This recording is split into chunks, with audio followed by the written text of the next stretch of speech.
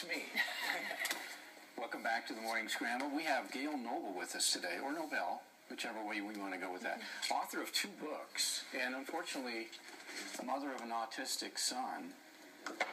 And there's some great information here. I just kind of scanned through these right now. So a lot of breakthroughs with this. Tell us about, gosh, what a struggle, and what are you writing about for others? Well, my perspective is really very much that your attitude makes a difference, as you were talking about earlier on the show, and that really impacts your experience of how you experience life with your child. Mm-hmm. Glass half empty, glass half full. Mm-hmm. Is this a tragedy and something unfortunate, or is this a gift that's going to teach you how to be a better human being? Maybe not the one you expected. Kind of a two-edged sword, almost. Mm-hmm. We could look at it that way, couldn't we? And it's really how you decide to look at it throughout your life and the experiences you have with your child. That's...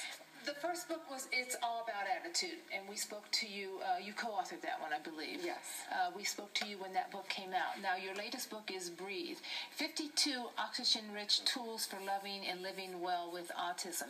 Is that literally or figuratively we're speaking about the breathing?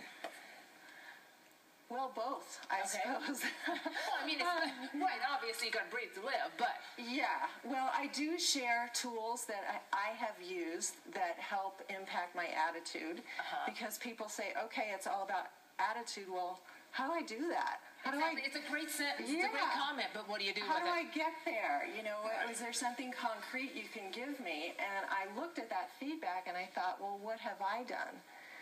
And I realized that on a day-to-day basis, I was practicing these tools. Mm-hmm. And there are things like taking 5 deep breaths, which help us be more responsive. I.e. just breathe. Right? Exactly. There are things like writing down something you're grateful for about your child at the end of each day. Maybe it's been a really rough day, but there's always a little bright spot in there. There's different levels of autism diagnosis. Degrees of it. Okay, your son, give us a thumbnail. So autism is a spectrum, a very, very wide spectrum with just a wide variety of levels of functioning in there. My son would be considered on the lower end of the spectrum, meaning that he has a lot of challenges that go with his autism, and his autism is severe. So he needs a lot of support. Whereas somebody like Temple Grandin, who maybe you've heard of, she's on the higher end of the spectrum, and there's everybody in between. Let's talk about the family unit with this. As with any ailment, disease, of spatial needs, whatever we're talking about here, it affects the entire family, not just the child or the person. Oh, absolutely. There's dynamics going on. Absolutely. Well, it affects very much the parents, of course, because you're raising this child that doesn't really respond to your parenting the way a typical child would. Or anything else. Exactly. Yes. Exactly. So you have to adjust and you have to learn. And then there's other children sometimes in the picture. In my case, I have 2 daughters. One of them did the photography in Breathe. Which is really good. It's really beautiful. Yes. And it impacts them, because they're not going to have the typical relationship with the sibling. The parent may be more distracted. The sibling with autism needs taking more time. But there's also benefits. The siblings become, I think, more compassionate and more independent, maybe at a younger age, and that's always good. What about nutrition?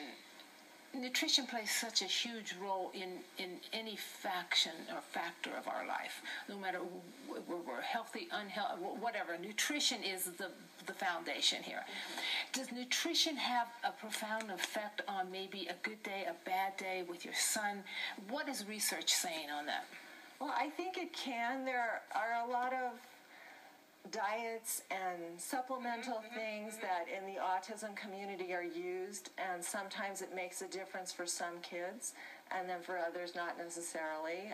Wheat and dairy are often removed from the diet, and that can make a difference. Makes sense. Sugar. How does that make sense? Well, because 81% of us are predisposed to have a gluten sensitivity. So when you have a person with autism or a person without autism, when you give them something that would be consumed as lunch that's a stressor, then the weak areas show up more. There may be more violence or maybe more irritation in the autistic person or the non-autistic person, because a food allergy hits everybody potentially in different ways, but it'll hit them. If it's an allergy, it's going to change their physiology. Right. And children with autism are very sensitive in many ways. They're very tuned in, I think, to what's going on inside. They're often sensitive to their surroundings in a different way because they process sensory information differently. Okay. So, this is a shot of you and your son. Yes. And what is this, a recent photo? it's a few years old, fairly recent. Okay, we're talking what age? So he is, I think he's 22 or 23 there. He's 28 now. 28 now. Yeah. Okay. So. Now, therein lies another question. Do you see a change in the way he responds or doesn't respond as he grows older? Is there a change as the person progresses in years? Definitely. And in my son's case, I believe that he has probably changed and grown and developed more in his 20s than maybe his childhood years. We've known better ways of reaching him, and he continues to learn and grow, as we all do. Right. For the rest of our lives. So the idea that there's only a certain window where certain things can happen, I don't really believe in that. Yeah. I haven't seen that. Very quickly, can be found where?